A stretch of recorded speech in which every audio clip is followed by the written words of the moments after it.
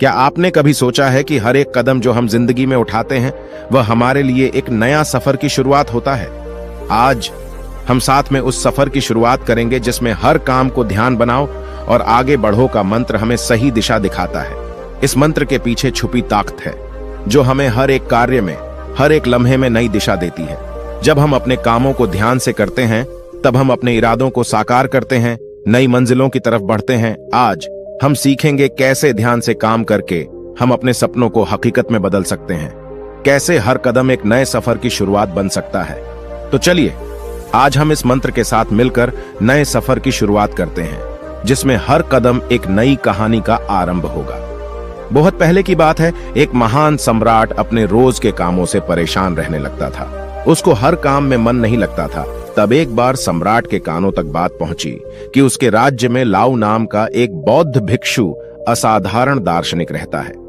जब मंत्रियों ने बताया कि लाओ के एक एक शब्द में जीवन का सत्य छुपा है, उनके जैसा प्रबुद्ध व्यक्ति दूर दूर तक नहीं है, तब सम्राट ने सोचा कि एक बार चलकर देखते हैं कि लाओ झुंग कितना महान है।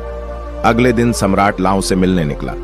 लाओ पहाड़ के पास एक छोटे से कस्बे में रहते थे। रास्ता बहुत लंबा था। बीच रास्ते में पता किया तो लोगों ने भी लाओ की तारीफ की। सम्राट ने सोचा कि सच में कोई बुद्धिमान, पढ़ा लिखा और प्रभावशाली व्यक्ति होगा। शाम को जब सम्राट लाओजू की झोपड़ी के बाहर पहुंचा तो एक मजदूर छोटी सी बगिया में काम कर रहा था। शरीर पर मिट्टी लगी थी, पैरों में चप्पल नहीं थी। सम्राट ने पूछा, अरे बागवान महोदय, लाओजू कहां है? मैं उनसे मिलना चाहता हूं। बागवान ने कहा, श्रीमान आप अंदर बैठिए, मैं अभी लाओजू को बुलाता हूं। सम्राट अंदर बैठकर प्रतीक्षा करने लगा। थोड़ी देर में लाओजू ने झोपड़ी में आकर नमस्कार किया। सम्राट ने हैरान होकर कहा, अरे आप तो वही बागवान हैं जो बाहर थे। लाओ ने कहा, कसूर माफ करें, मैं छोटा सा काम कर रहा था।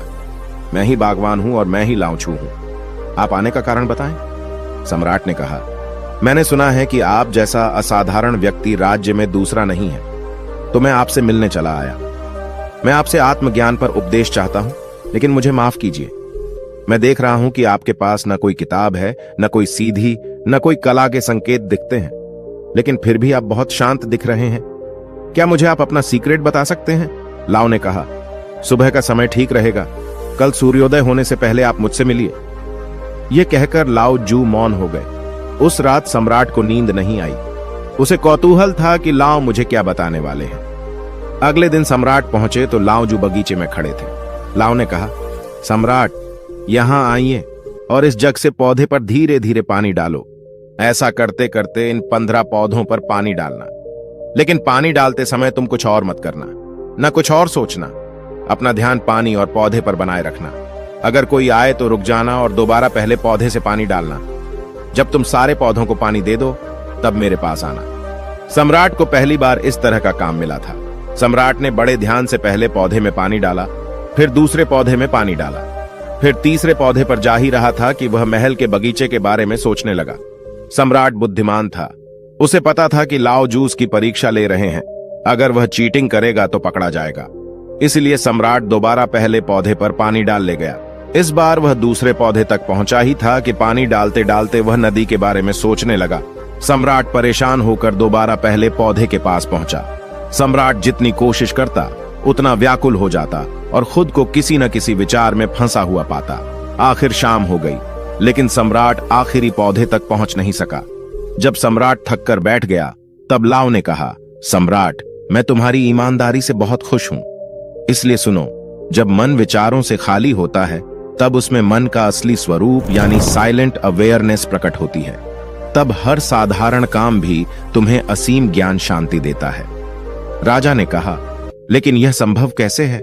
जब हम काम करते हैं तो हमें कई विचार परेशान करते हैं। लाओ ने कहा, राजा तुम पौधे में पानी नहीं डाल रहे थे, तुम जल्दी से जल्दी काम खत्म करना चाहते थे। तुम्हें काम खत्म करने की जल्दी थी जिससे तुम मुझसे बात कर सको, इसलिए तुम्हें यह काम बोझ लग रहा था, जिस कारण तुम इस पल में रुक नहीं पाए।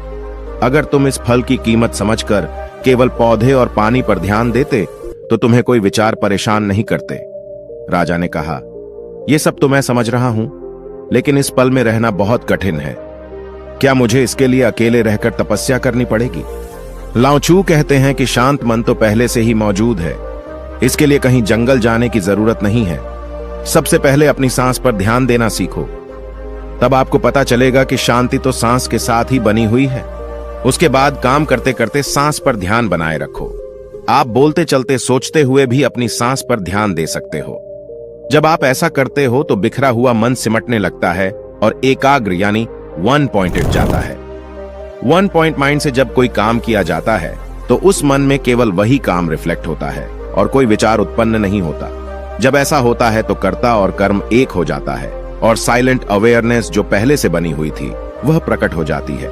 तुम इसे आत्मज्ञान, आनंद, प्रेजेंट मूवमेंट, इसे जो चाहे नाम दो, यह आसानी से प्राप्त हो जाती है। लाओ जो कहते हैं, जो मन मुश्किल को रजिस्ट नहीं करता, जो मन परेशानी से भागता नहीं है, केवल सचेत रहता है, वह मन हर परेशानी को पार कर जाता है। दोस्तों, कभी काम को बोझ मानकर जल्दी जल्दी खत्म करने की कोशिश मत करो, क्योंकि इससे तनाव पैदा होता है। आप यहां नहीं बल्कि कहीं और होना चाहते हो। तनाव के कारण मन में विचार हावी होने लगते हैं, जिससे इरिटेशन होता है और काम जो प्रेजेंट मूवमेंट का दरवाजा था वह सच में बोझ लगने लगता है। इसकी जगह काम शुरू करने से पहले अपना ध्यान सांस पर ले आओ और फिर काम के दौरान भी ऐसा करो। सांस का ध्यान काम के ध्यान में बदल जाएगा और कठिनाई, डिस्टर्बेंस आते हुए भी आपको छू नहीं पाएंगे। दोस्तों, ये वीडियो पसंद आया तो इस वीडियो को लाइक करें। इसी तरह नए वीडियो आते रहेंगे। मिलते हैं एक नई वीडियो के साथ। तब तक के लिए आपका दिल से आभार।